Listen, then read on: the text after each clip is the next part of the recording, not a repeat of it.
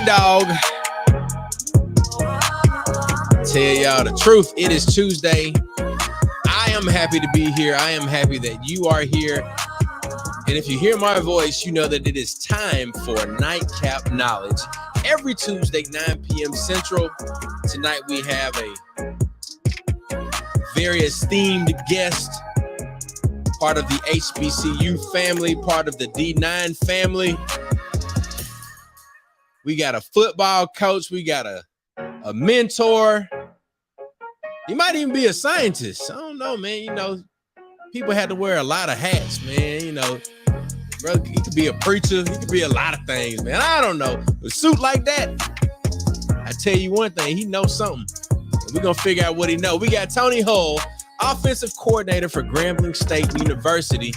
The SWAC is in the building, baby. The SWAC, ladies and gentlemen. Share this right now. Share this live. Chime in, check in, get in the comments. Let us know where you're coming from. But before we get into the conversation, we got to give a shout out to a few people. Mississippi School of Health Services and Careers. You can begin your healthcare career today by going to mshscschool.com. We got a lot of announcements about what they've been doing over there at B1. So get ready for that. The Epps Institute, healing the entire you, eppsinstitute.org.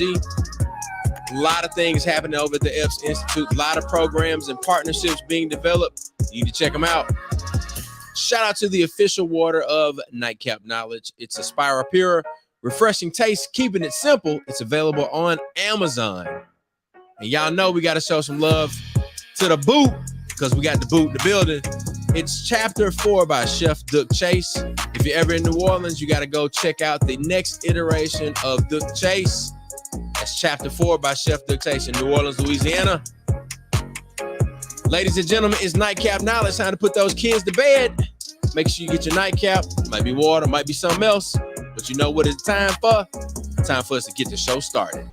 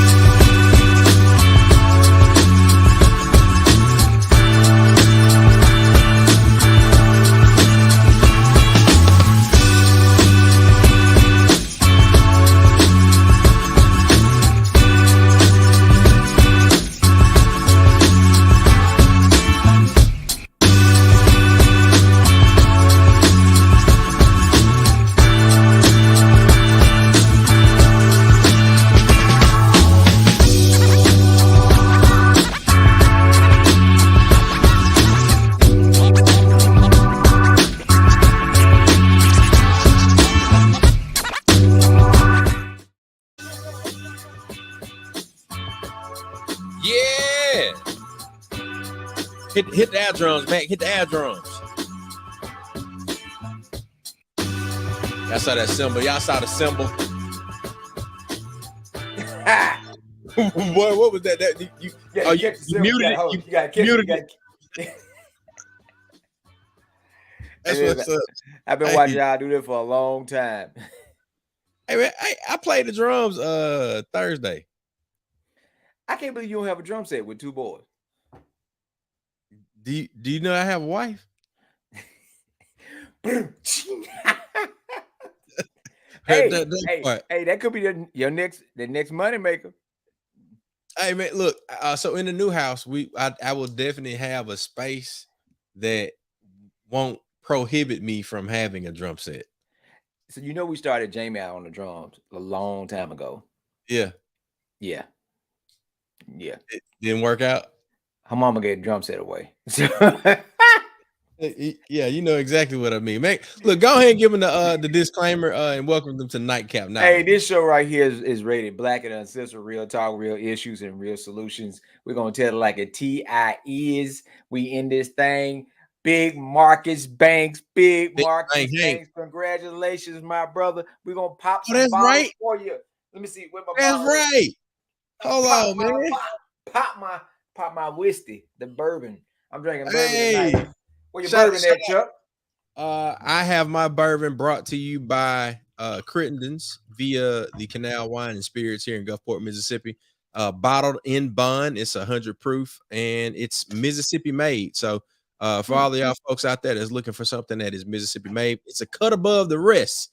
And some of us know about being in the cut, ladies and gentlemen. I know what you speak of, sir. Man, don't you get on here telling no lies, man. Everybody as a 1990, no Black Greek organizations engage in any type of hating. No chaser. I thought you said you gonna be black with no chaser, man. Oh shit! All right. You know, hey.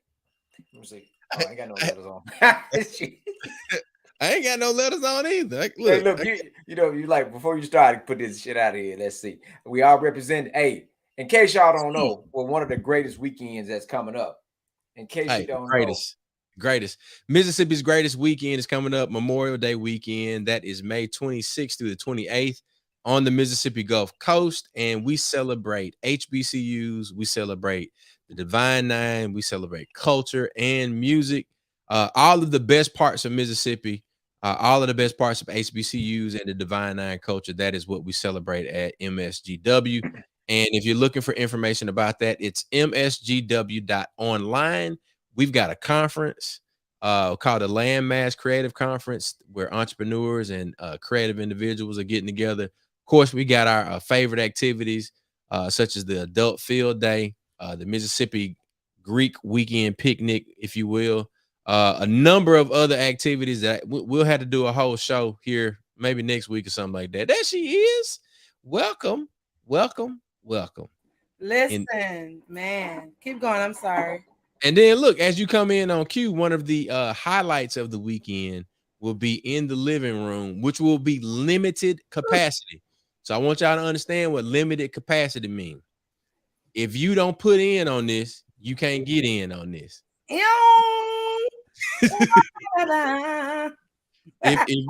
if you don't put in on this, you can't get in on this. So that means that once the room is full, it's full. You'll have to watch. You have to watch from outside like this.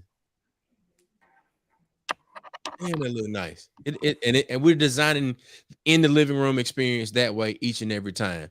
But there are other activities that you'll be able to participate in, and you can find those on msgw.online.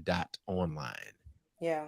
So, Mac, can you give? You can't let them look through the window. That's the only thing they're gonna be able to do. Can't let them look through the window. It's gonna be. Look, that mean usher just come to the window. They come and go. That's look. This is what I'm gonna do when they trying to look through the window. It's gonna be just. I can't too much already. Too much. Hey, it's gonna be just like that, man. Just like that. Mac, what you got going on with the Mental Health Minute, man? Talk to us. Hey, in a time of need right now, we want people to understand about faith, right? And that faith without work is dead. So I make it real simple. Pray with, pray for, and pray for the power of the capacity to be able to get the job done. Our folks need real hope right now. The Lord gave it to you, so you take that and give it to somebody else. Quit giving it back to the Lord when He already given you what He wants you to do to help somebody else. So faith without work is dead. Let's get to work. Back to you, Chuck. Pray with, pray for, and what was the last one? Pray for capacity to get the job done. The ability, the power done. to do, man. Get it done. Hey, don't ask the Lord to move the mountain for you. Ask Him the strength to go through the mountain. Oh, Lara. Wow. Tambourine. Every time I hear that particular scripture, I always think about the dude in the boat. I'm waiting on the Lord. Bruh. So many people done passed you by. Oh, those that wait on the Lord. Man, the Lord done sent you 14,000 people down here. That part. and you ain't get in the boat with them folk, man. Hey man, you need a ride? No, I'm waiting on the Lord. All right. Lord done been by here. Lord done went to the house. God said, baby, I sent that goes back to some was sent and some went. You just went because you kept wanting to go. But I sent those for you to help. Hey, shut up. There you go. There it is. Some sent, some went. All right. Well, look, Tonya, tell us where you've been because you were coming in hot off the highway. So go ahead and hit us with that music and entertainment check-in. Man, shout out to all the musicians. Shout out to all of the artists that are part of visual fine arts. Thank you. Thank you so much. Entertainment check-in. Be mindful of, and it goes back to those intentional settings of how you set what you manifest. Venues that I've always prayed and wanted to perform in, I'm going to be part of rebuilding and revitalizing those buildings. And it's such an honor tonight. I was part of the South Rampart Storyville corridor of rebuilding New Orleans and telling the stories that ancestors would love for us to know that have been hidden. And so shout out to all the teams that are a part of that project of bringing the culture of New Orleans back. Musicians. What I want to pour into all of us is it's more than the music. The business makes the music even more clearer. Be mindful of how you present yourself, where you're going, what your intentions are when you get on stage, before you get on stage, your conversations before that happen, because there's always someone in the room listening, and you never know who that person will be to help you move to your next level. So musicians, artists, be intentional about all of your works and prepare, man. Look, manifest, as one of my girlfriends just told me. She said, speak the wildest dreams that you wanted. Manifest the wildest dreams that you ever thought of. And I shared so much without having to disclose too much because the project is still in the works. But know that it's been about 5 years in the works. And to be able to have a conversation sitting in these historical buildings that have been closed down or dilapidated for decades, if not half a century. So yeah, we got work to do. Most definitely. And look, April 16th, I want to see y'all at French Quarter Fest, Jack Daniels stage, 2:10 p.m. Come out and jam with your girl. On with it. The French Quarter Fest. Yeah. Jack Daniels stage. I wonder if we're gonna see Larry Lincoln Legged Obama in the building. He better be there. What's the word, Chuck? Because I know our guests, and look, don't come on here cutting up. I want y'all to behave yourselves tonight. Lord. Hey, Marcus, get in the comments because they cutting up already. Hey, buddy. I'm gonna tell y'all this. Matter of fact, let me let y'all know what the groove is, man. let me let y'all know what the groove is. What's been going on with me?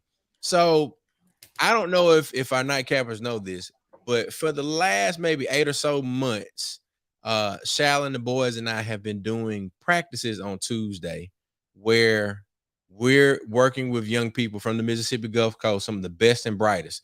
We call it creme de la coast. So it's the cream of the crop from the coast. And we spell coast with a Q because we're Qs. And then my wife is an AKA, so we spell the creme with a K. Now, what does all that mean? What is creme de la coast? Creme de la coast is a cotillion, botillion scholarship ball.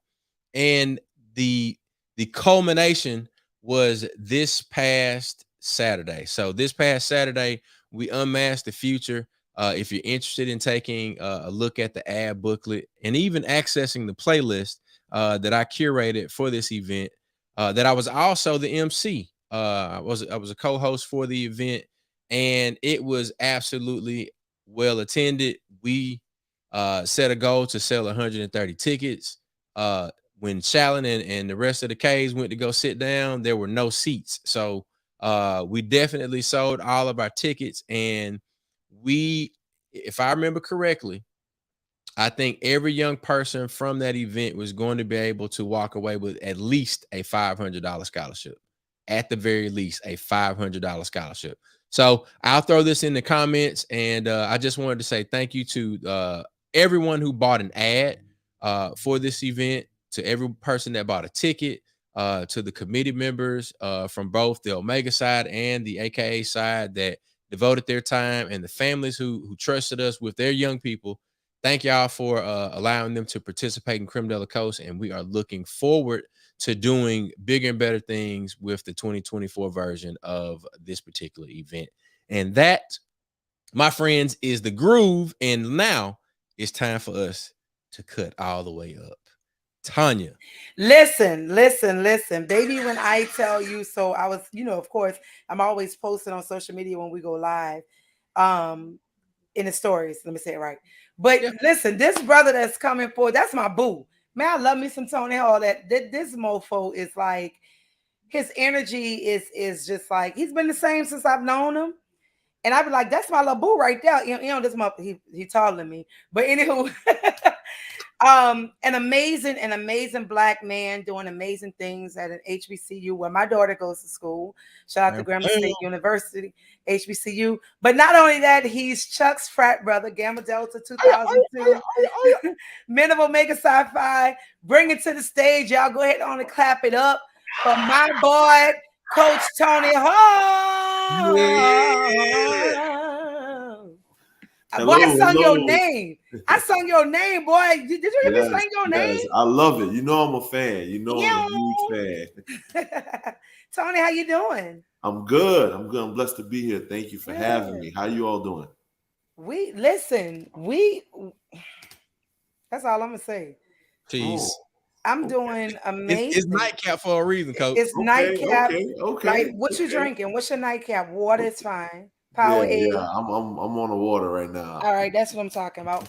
It's two-day season. Yeah, that's okay. How you been? How has the wait, first of all, Chuck, your frat brother Tony. Oh yeah. The 02 brothers. 02 was a good year for the frat, man. Yeah. How about I just learned he was an Omega? Someone's like, ask him. Yes, I never knew Tony was Greek. I've been knowing Tony for a long time.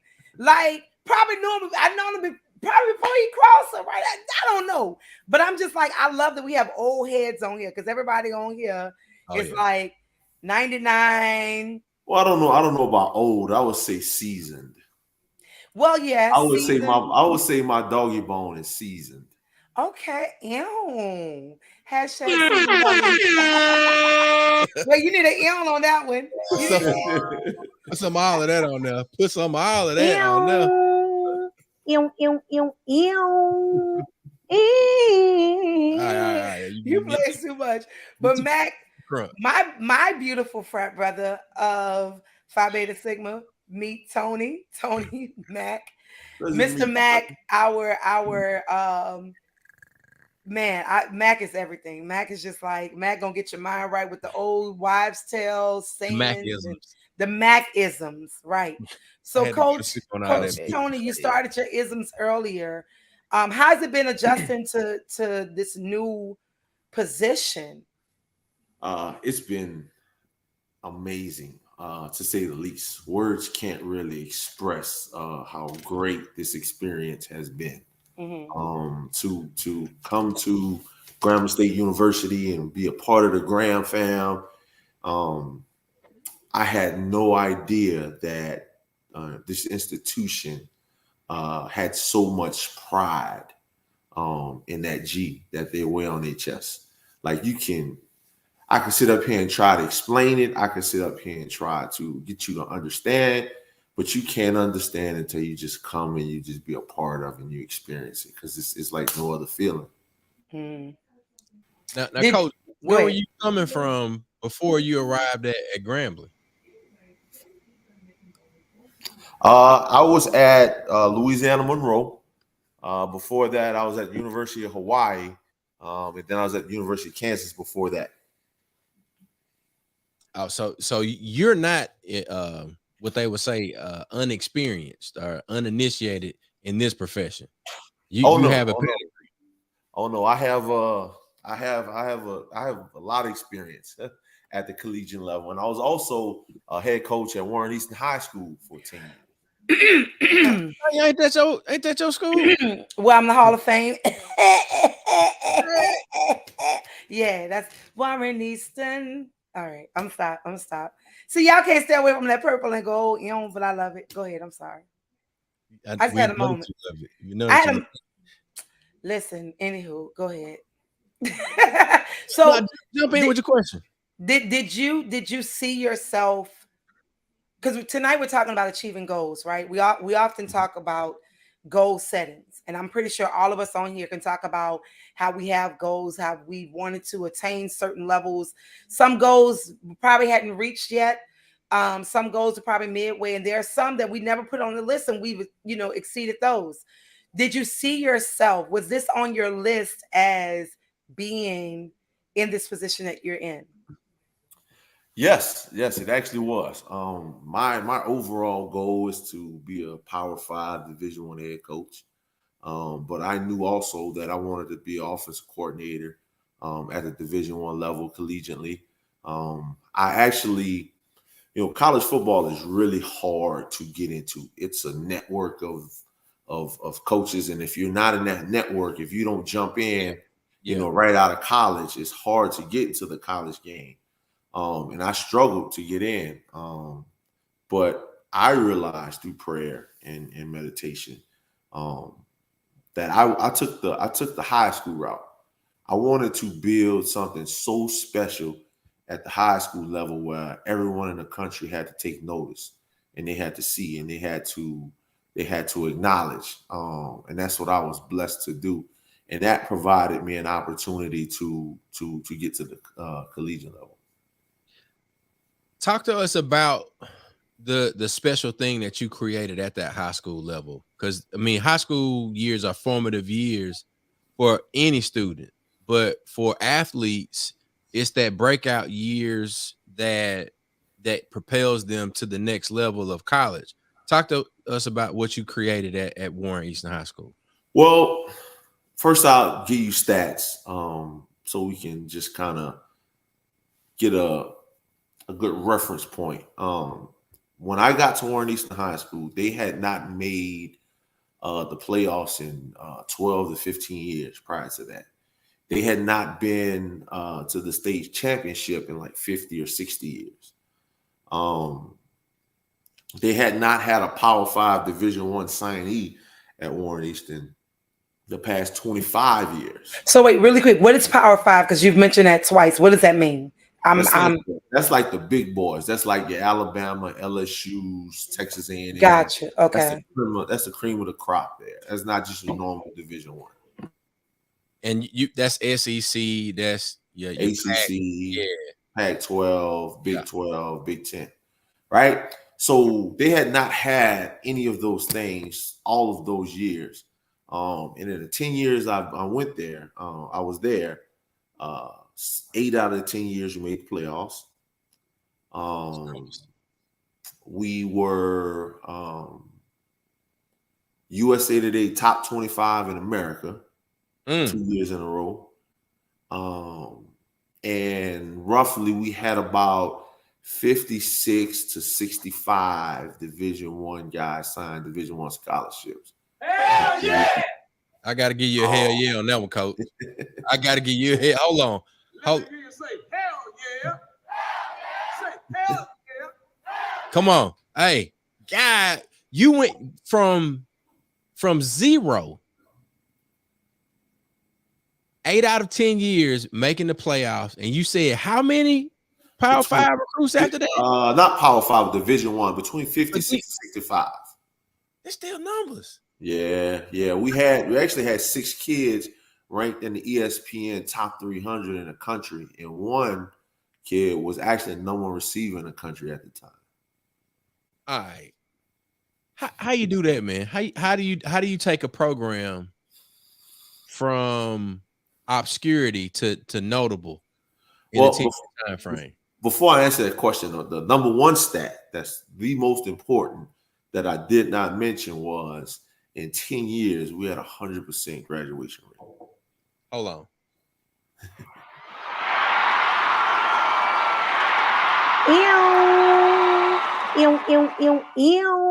Look, 100% graduation rate in the 10-year time frame. Yes, sir. I know the teachers absolutely loved you. Yeah, for the most part. Some of them had to work with me a little bit more than others because some kids need a little extra love, Yeah, and I yeah. could get a little taxing at times. But yeah, the teachers love me. One thing they did not say about Coach Hall is that he did not care about academics because they knew I did. All right. All right. So now give us some of that sauce, man. Like for the aspiring coaches out there that might be preparing themselves to step into a role such as what you had at Warren Easton, or even somewhere beyond that. What's the sauce? Like how do you prepare yourself to take a program from 0 to 60 real quick? No, number one, it was not just me. We're just gonna put that out there. I had a tremendous staff, a group of men who absolutely, positively love young men. So it was starting out. Your seasoned coaches preferred not to coach at Warren Easton because they were at the bigger, better programs, your Cars and your St. Augs and all these others. So I went out and I found a group of men who, number one, cared about kids, who loved kids, right? Yeah.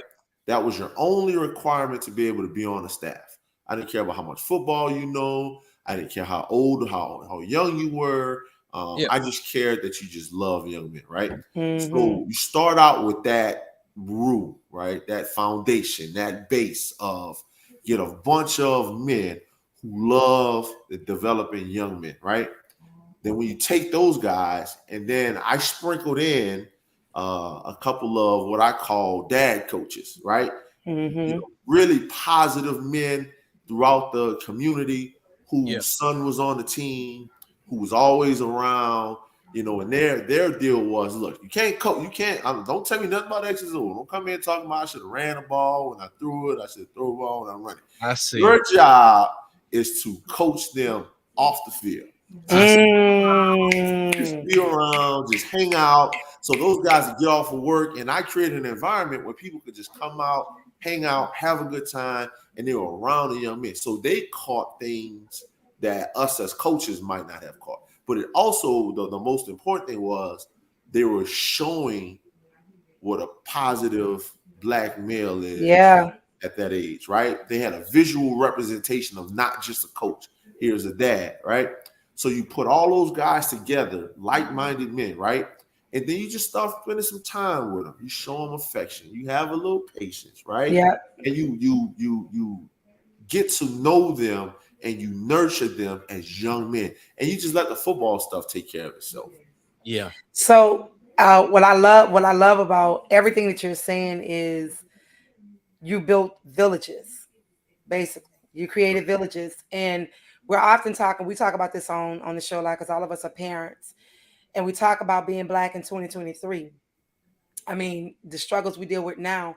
But I love the fact that you involve their fathers or Black male role models for those who didn't have a father at home, but they saw someone who looked like them that probably didn't coach, but you knew how to tie a tie, that probably didn't know how to run a play, but you knew how to dress and your shoes were clean. You knew how to speak to people. You opened doors. You did life skills that they don't get or see at home. That's so important. I talked about that tonight at this event. That's so important. And like you said, you let football take care of itself. So out of all of that you said, my question is, because I was going to ask the question, it's amazing that you brought that up, and Chuck, you asked that. What motivates you to keep going? Because we got the stats, we got this, but what is like, what do you wake up to knowing, your ET, the hip hop preacher, it's time to eat? Like, what is your moment? So when I first got into coaching, my former pastor, she called me up to the front of the church, and she prayed for me. She prophesied. She says, Tony, she says, God has placed this huge mantle on your shoulders. So where you're going to inspire other young men to be great leaders of young men through coaching. Wow. And I took those words, I received them, and Like that's what gets me motivated. The ability to go out and know every day that I'm representing a culture of men where I'm from, but also in inspiring them to be better. And you kind of, some people kind of hear that and go, oh, yeah, that sounds good. But when I was at Kansas and I really blew up, because I was only a year in and people talking about, I was getting ESPN articles written about me, Sports Illustrated articles, and I would go out recruiting and coaches would come up to me like, man, Big T, man, you inspire me, man. Man, I can't, I gotta, man, you making me up my game. What can I do to get like you? And when I started hearing those things, I just remember that prophecy that she prophesied to me years before. And I was like, man, this is really for real. Like, this is real. And so that would, really gets me going. I love it. Yeah. I love it. Are there or have there been any challenges thus far? Man, yeah. Because everybody always see the they see the big picture, but they never talk about the challenges and how you overcome. I have a laundry list of challenges. I'll let you bring up a topic and I can tell you a challenge within that topic. Like, that's how many challenges I face on a day-to-day basis. I'm just think about it like this, right? There are what, give or take, 100,000 high schools throughout America, right? You give or take, there's what, 7 coaches on those high schools. Mm-hmm. So you put you at about 700,000, which is probably streaming and lowering, but we're just gonna leave it at that. Mm-hmm. There's 130 Division I college football jobs. Wow. And there's only 10 guys on the staff. So that just pure numbers alone, right? So the challenge when you have a small pool, a large group of guys to get into that, you got guys that'll do whatever they got to do to get in. You know what I mean? So you have to face those small fires when it comes to people, trying to get in the industry. College recruiting is like a whole nother world. Like, people think they know about it. It's a whole nother world. So with that whole nother world comes a whole nother amount of obstacles and hurdles you have to deal with. So having to deal with those hurdles, trying to recruit a kid when the mom wants him to go here and the dad wants him to go here, or grandma or Uncle Tyrone want him to go here, or Auntie Judy want him, that sort of deal. You have to deal with that. You have to deal with, your salaries in the paper. So you have to deal with people knowing how much you make and how successful you are, and all the headaches that comes along with that. With the probably the biggest challenge out of all that I just named is just the time that you take away from your family to be successful. My daughters live in Dallas, right? My wife is here. I have to be mindful of, I call it making deposits and withdrawing deposits. I have to make deposits with her as much as I can whenever I have free time to spend time with her and put that in, because I'm going to spend a lot of time away. So just like the time management piece also. Yeah. Yeah, that's important, time management, because, time, man, before you know it, it's already the next day. So that's important. I'm not going to hog the interview. Go ahead, Mac and Chuck, if you have questions.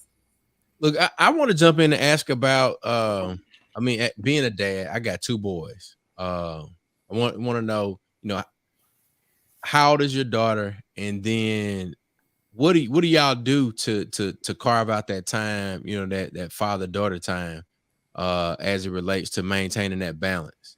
So my daughters, there's 3 of them, 17, 12, and 9. Well, she'll be 9 come Sunday, Easter Sunday. With them living in Dallas, is not a lot of time I can spend with them. Like I said, I spend a lot of time away. But just whenever I get the chance to be able to go and see them, I'm gonna try to go and see them. Whenever I'm, close around the Dallas area, I could be 3 hours away, but I want to take time to go there and try to spend time to see him. And it's not, I'm not gonna sit up here and say it's been perfect, But what I do know is I try my damnedest and try my hardest to get there and spend the time I can with them. Yeah, that's important. So I work as a DJ and also an apparel production merchandiser in a sense. This dude line, he is a media connoisseur. I just gave him his title. Go ahead, keep going. A media connoisseur. Now have me explain that to somebody and they say, man, what you do? Just say it sounds dope. Media connoisseur, huh, Mac? Mac, press that on that. You see, you won't give me my props. See, when people start saying media connoisseur, you can say it started here. I gave you your L. But it is definitely a challenge to maintain that balance, and especially when you're an ambitious person, when you want to build more than what you currently have. So man, look, all I'm saying is that, brother, we hear you, and I feel like we have similar situations, and whatever you need to do to make sure that you can keep going, man, you gotta do it, because I had no idea. You see, I got my Grambling hat on. I have a true affinity for Grambling State University, and it's because of the alumni. And you mentioned this earlier. They mean serious business when they talk about that G. And the work that I did graphic design for the Grambling University National Alumni Association for a number of years. Then one of my 03 Neos, he took on the work because I started working in another position, and I think he's still doing it. But I wanted to, in your presence as the OC for the Grand Fan football team, there are a few ladies, Cherie and Terry, huge presences in the Grambling University National Alumni Association. And when I say they work and they are shining examples of what HBCU alumni should be, how they should operate, how they should dedicate their time, and the way that they move, I'll never, they sent me this hat. One's AK, one's a Delta, and they work like thick as thieves, tough together. So I definitely, when I heard that we were going to interview you and I saw you were from Grambling, I sent the video to them, and I'm definitely going to follow up with them. But those are two people that I want to make sure, if you haven't met them, I'm pretty sure you'll know them very soon. Good. Man, look, I am truly blown away by the Grand Fam. I'm just gonna summarize it as just the Grand Fam. Yeah, that's man. them. When you walk on campus and it's just the presence that's there. Especially when you walk in that cafeteria, man. When you walk in that cafeteria, man, all of the ladies in there know every student by name. All the students associate with one another. Yeah. Like, they have music playing. Everyone is fellowshipping. They're having a good time. Like, I just, I joked with my wife. I was like, man, I honestly feel like I'm at Hillman. Like this, I honestly feel like because when you go to I went to PWI, right? Majority of my college career, I've coached at a PWI, and individuals at PWI, they say we have pride, right? But we just kind of like using the university to get to where we want to be. The Grand Fam, man, you guys let Grambling use you, and I think that's the biggest difference. With Grand Fam and just all the other places I've been. All other places I've been, they use the university. You all let the university use you. My daughter will be a senior at Grambling come the fall. She's on campus now. She texted me earlier. I told her you were going to be on the show. But listen, HBCUs is a culture of its own, right? And then when you start to break down the pockets of the HBCUs, man, Grambling, yeah, when you go up that hill and you come down the hill, it's come on. Man, and then look, you on campus, you look across the street, it's a subdivision of houses. Like it sits in the pocket Yeah. of community. So you have no choice but to value that. And I can appreciate that because when she chose Graham, she had like 10 colleges to choose from. And she was like, I'm going to Graham. And I was like, 6 hours away? Fuck. I had to drive. Fuck. 6 hours. But I appreciate it because Graham has taken care of her and she's been able to create community there from her freshman year to soon to be her senior year come the fall. But yeah, come on, coach. Y'all better cut up. Hey, so look, how the bros taking care of you up there, man? The Gamma bros looking out for you? Man, they taking care of me. As a matter of fact, one of the bros is actually on staff. He's a GA on staff. So wow, bros are taking care of me. Everything is all good. Now I can't forget Mulanda. Now Mulanda has a really good bros, from the ULM, era, but there's some really good bros in Northern Louisiana. I would agree with that. Most definitely. Shout out to the Zetas. Okay, I'm sorry. I just had a moment. Y'all know how I am. Don't Mac just laughing. Y'all know how I am when it comes. Okay. You heard. I gave you the buzzer. Chuck. It's a foul. Anywho. All right, Chuck. I ain't saying nothing. You know what?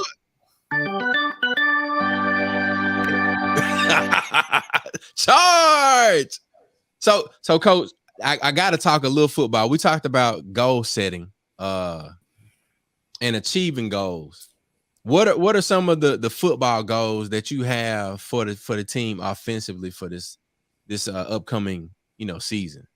Oh, that's easy. That's being number one offense in America, not FCS, not FBS, to be the number one offense in America. Awesome. We're gonna put up a lot of points and we're gonna have a lot of fun doing it. Come on. I love it. What they looking like, coach? I mean, we it's 2-a-day season right now, right? It's spring. I tell you what, I really like where we're at. I wish we was a little further ahead, but I would have always wished that. I'm never satisfied. But we had our first scrimmage on Saturday, really well. I think we scrimmaged, we totaled 64, 65 plays, and I think we scored 5 or 6 times. So okay. Oh wow, some good numbers. Was that the black and gold game? Like no, that was just a regular scrimmage stuff. Okay. Actually, spring game is April 22nd. April 22nd. All right. Huh. Yes. Yeah, But no, we have branded out, Coach Jackson, who is a phenomenal coach, mentor, leader of men, right? You can see why he was an two-time NFL head coach and offensive coordinator all the years in the NFL, right? He has done a great job at branding our style of play, our style of play is, we call ourselves the G5 offense. We play with G5 speed. We want to play as fast as possible, and we gonna light the scoreboard up. And that's just I like that. do. So Chuck, sound like we need to take a field trip. Hey, look. I see your other frat Lo is in the comment section. So Lo, get the camera ready. Sound like a field trip. It sound like we need to do mixed messages and nightcap. Like mixed messages can go daytime. So for full disclosure for everybody that might be checking in for the first time, mixed messages from the Doghouse. That's another podcast that I'm a part of, but it's all the bros, Tony. Okay. All the bros. And we went live. We did our kind of like our reintroduction. This is a new season, and we were live at the 7th district meeting, and it was massive. We've got a bro that's opening a new strength and conditioning facility in North Mississippi, South Memphis area.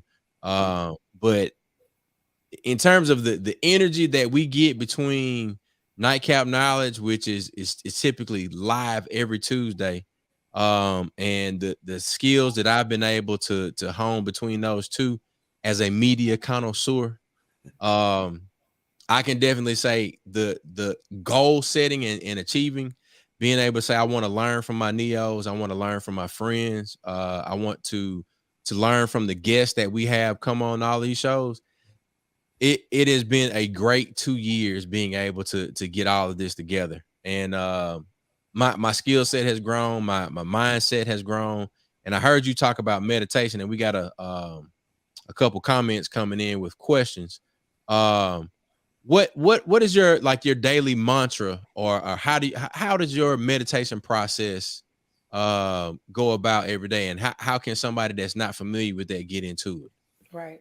So my meditation again goes back off of my faith. You know, I am a Christian. I do believe in Jesus Christ. I pray. Not gonna say every day. Not gonna sit up here and pretend like I'm perfect. But when I pray, I ask for God to speak to me and to guide me and to lead me into where He wants me to be. And Yeah. I have learned throughout the years, if you just sit there and be still, you know, that inner spirit will speak to you. That, you know, some people call it your conscience or your inner voice or whatever you may call it, right? I pray and I ask God, you know, I surrender myself to you. And I just want you to speak to me, lead me, you know, direct me, teach me. And man, some of the messages I get and some of the messages I receive, man, are just mind blowing. It's humbling. It's extremely humbling, and it's fulfilling. I think the thing is what the world has created is if you're a believer, you're supposed to be this way, right? You're supposed to act this way. But when you are a believer and you're spiritual and you have an understanding, you said something key, which is stillness. When we sit still, we're able to hear, because there's a difference between listening and hearing. When you're coaching, they hear you, but when they act it out, they've listened to you. So it's a two-part of understanding and listening. But I love that. So that part of your mantra, and I just wanted to point that out, you know, for our listeners. And I love that you said I don't pray every day because I'm not perfect, because none of us are. But just know that you are using your time, your talent, and your 10%. You are. You're walking and doing what you're supposed to do. And God is showing favor of that. That's why you're where you are. So keep doing what you're doing as you sit still and watch God move. How grandma used to say, Mac, eyes have not seen. Because Chuck and I are preacher's kid. Mac is in the eldest kid, right? So all of us are here. But we're believers, we're spirituals, we're spiritualists and understanding of how this happens. In talking about your goal setting, we've talked about where you see yourself going, your daily mantras. As you continue to propel, to someone who's listening, give them a word of sound understanding of what you've learned over your years and doing what you do. Think about where you were immature and see where you are now. What is something you would tell them? I thoroughly believe that perseverance is key. You do not exhibit the ability to persevere. You're going to prolong where God wants you to be. Wow. Because here's the thing, He created all of us, and He's the one that instilled these desires and passions and stuff in our heart, right? So if we allow hurdles, obstacles, foolishness to stand in our way of going down a path that has been ordained for us, if you don't know that skill of perseverance, it's just going to prolong it. It's never going to leave you. It's never. So I can't sit up here and say, well, you know what? I was an engineer. I'll just go back to engineering because this coaching thing is just not cranking out the way I want it to be. Nope. That desire, that passion would have still been there. So you have to really hone in on the ability to persevere. That perseverance is key. I'm actually doing a story right now because I be doing the social media for us, but keep going. Perseverance. Yeah. Okay. I'm mute. So there was a book. So one of the things that I've been honing in on the offense side of the ball this spring is teaching the term grit to our offense, because some position guys have to go a little bit longer than normally what's required of them. And also, in order to play fast, you got to practice fast. And we're changing to a new system, so guys they're not used to it, especially the big guys. It takes the big guys a little bit longer, right? So I introduced them to the term grit. It was a great book written about it, and it's an actual psychological term. It's a thing like depression, like anxiety, all of those things, right? Grit is a measurable characteristic, right? And it showed that people with the same capabilities, the same background, the ones that had grit could outperform the ones who did not 3 times to 1. So they could do 3 times what the other person could do just by having grit. You know what I mean? And the one thing about grit is that you might not have it, but you can develop it. Okay. It's something that you can attain, right? So when we talk about perseverance, the world or whatever you want to, they use the term grit. You know what I mean? So it's something that science has said that you need in order to be successful. So you would say that grit is something that highly successful people, whether it be in business or whatever the industry might be, grit is something that highly successful people have, or they learn how to develop it. Yep, that's correct. That makes me think of I think, what is it, Mike Tyson that said everybody got a plan until they get hit in the mouth. Yeah. Yeah. And what's crazy? What's crazy, man? Like, I was blessed to be raised by 3 men. My dad, my papa, and my high school coach. And lo and behold, all those dudes were around the same age. I want to say 6-7 years apart, right? My dad is much older than my mom, right? But being raised by those guys, man, growing up, I never heard them say good job. I never heard them say I'm proud of you. I never heard them say any of those terms. It was always, all right, do better. All right, get better. We talking dudes that was born in the 20s and 30s, right? Yeah. Well, it's a whole different breed during that time. You know what I mean? So throughout my time of growing up, they were teaching me this without me even knowing. Now, it was frustrating as hell. I would go to my mom and cry and be all upset. And man, I gave my best. I graduated number 3 in my class and finished with, I don't even know what the GPA was. And they was like, okay, well, what you gonna do in college? They never told me good job. Yeah. It was always push me to try to get better, do better, be better, because they always told me you have to be 10 times better. Yeah. And don't cry about it. Just do it. So. Well, look, you're definitely reinforcing some of the things that I say to my my boys. I said I have a 5 and an 8-year-old. My 8-year-old is a baseball player.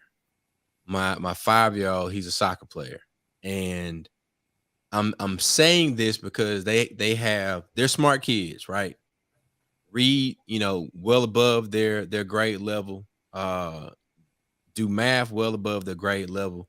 Matter of fact, my 8-year-old, he just participated in a math quiz bowl. 3rd grade, they're doing 4th grade math, in a quiz format.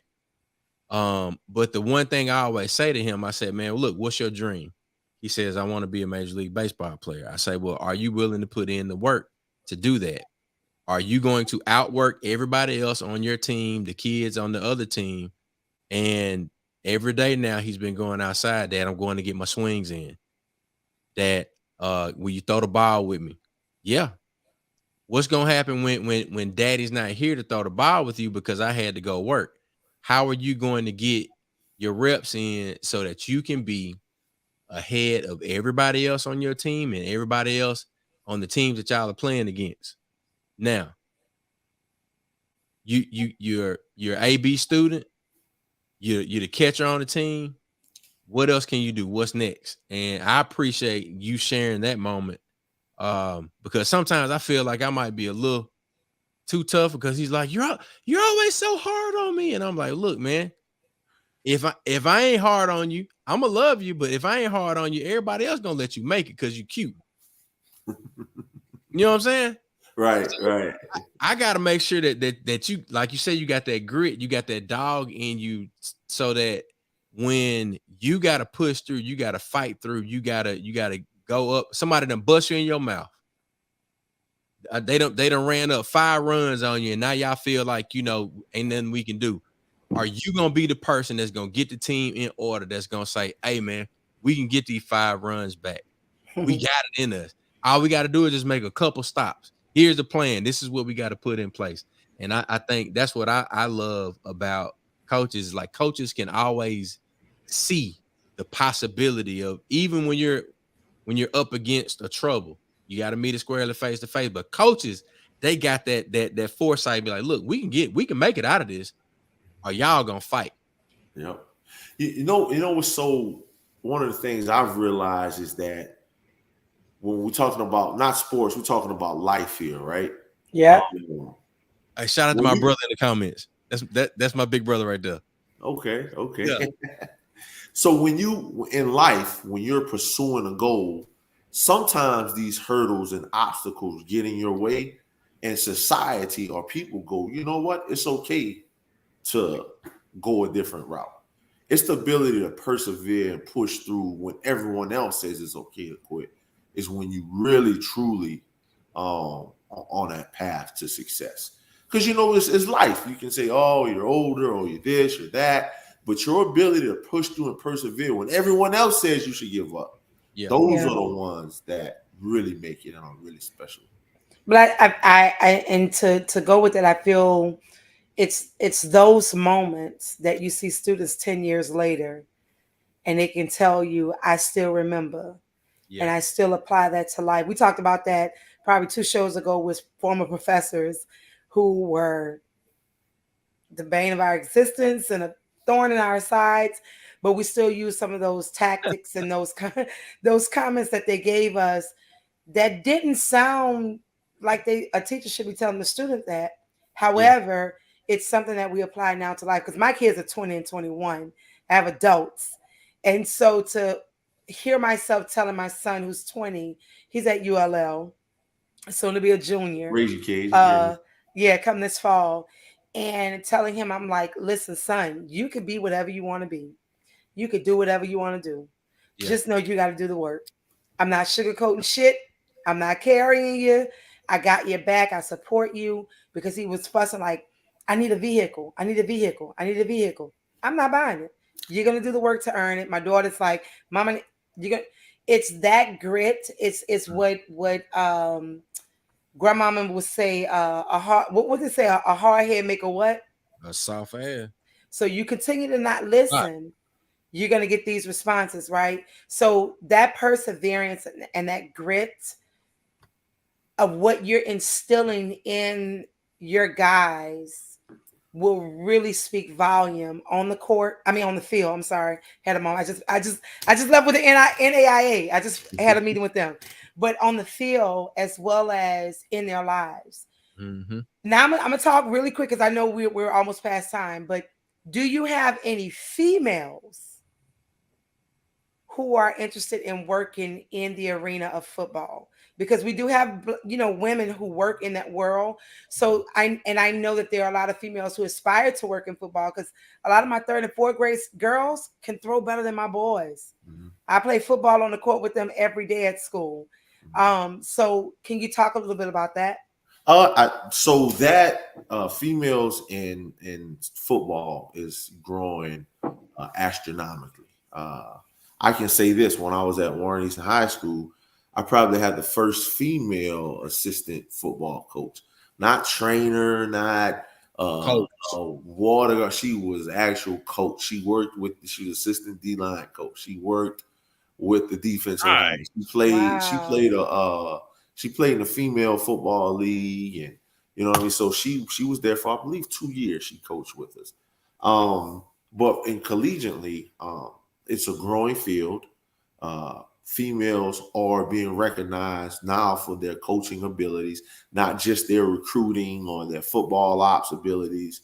Yeah. So I am a father of 3 girls. Yeah. So I am in full support of female coaches in football, and if the opportunity ever presents itself, you know, I would not even blink an eye hire a female coach.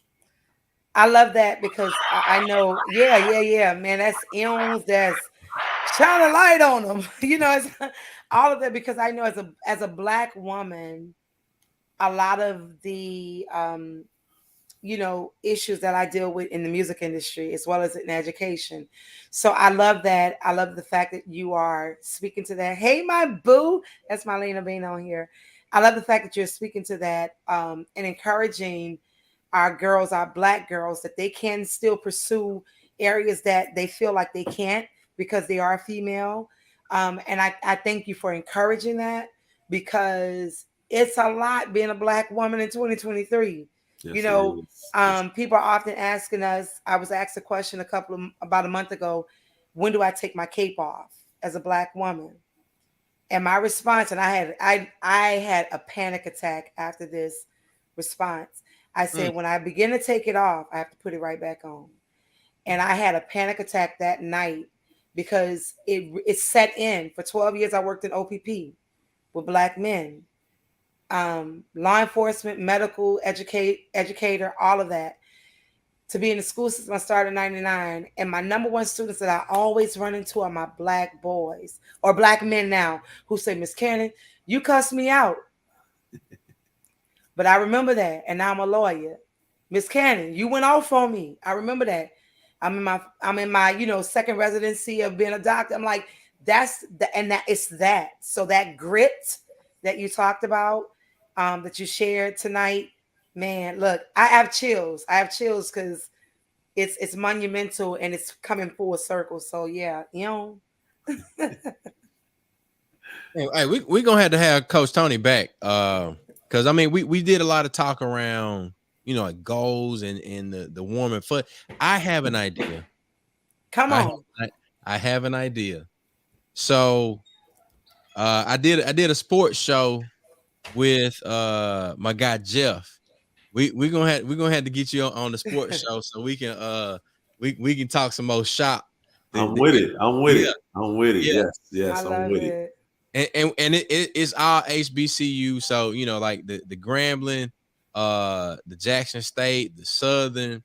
We're looking for, you know, like Tuskegee, and we're trying to make a road show of it. Yeah. Because typically we focused on the Mississippi HBCUs, but being able to bring Louisiana and Alabama into the mix would be an outstanding opportunity. So y'all should come do your show at Grambling on the 22nd. Y'all should just come do a show. Just listen, wait. I'll give you access to the football office. Wait. Time my flag on the plate. This month? April 22nd. I'm in a wedding. No. I'm in a wedding. Wait, we gotta do it when I'm not in the wedding. Because the spring game is gonna be fun. It's gonna listen. So let's do this. Off air, we could talk more because I know we're hitting our time point. But Tony, look, anytime you want to come on the show, talk about what else. Listen, you've inspired us so much. I know you've inspired me because I know one side of you, but to see this side of you and hear this side of you, it's like, I really like this dude. This dude, cool people. And a lot of our listeners are not only Graham fam, but D9 fam, but also parents and aunts and uncles. And we're always looking for ways to not reinvent, but reach our kids on their level. And I feel tonight you really talked to that about the perseverance and the grit in a different perspective. So yeah, you got to come back on the show and we're going to figure this out. So y'all get ready. We're going to be doing Nightcap Knowledge at Grambling State University. Yeah. It's going to be the HBCU Road Show or something. Come on. What? Wait, look. So we're going to kick it off starting Memorial Day on the coast. Yeah, we got a pod. 26th Coach, what you doing Memorial Day? Yeah, what you doing? Oh, I'll be out recruiting. So why don't you make a stop on the coast and recruit? Where you going? You going north? Where you south? Where you headed, Coach? Actually, I have the Lake Charles Lafayette area. Okay. Yeah. So just come around and make a stop on the coast, so we can give you a welcome and greeting to Mississippi greatest weekend. Yeah, you need to be there. I feel between Matt, Chuck, their lights and your light will really inspire, especially Black men who are struggling, some that are struggling to find their way, and just need to see another brother who's enlightening and also doing the damn thing. I mean, Chuck and Mac, they've been doing the damn thing. So yeah, come on. And the bros be out too. Like, we ain't cat. Listen, we ain't asked nothing about the brothers. So sweet. That's a major factor, Oh my man, God. I really, honestly, I really appreciate y'all having. I give credit to the Me Famis on the tug of war. They had a couple of bros on there, and they won. But then the egg toss, we almost won to some of those bros cheated. But anywho, hey, man, rematch this year. We'll see you on the field. Meet me on the green. Yes. We love y'all. Yes. We about to go. Where we about to go, Chuck? Where we going, Matt? Tony, where we going? We going to where the money reside, baby. All right. We'll see y'all here next week, every Tuesday, 9 p.m. We appreciate, I appreciate my brother for checking in. This makes my heart so happy.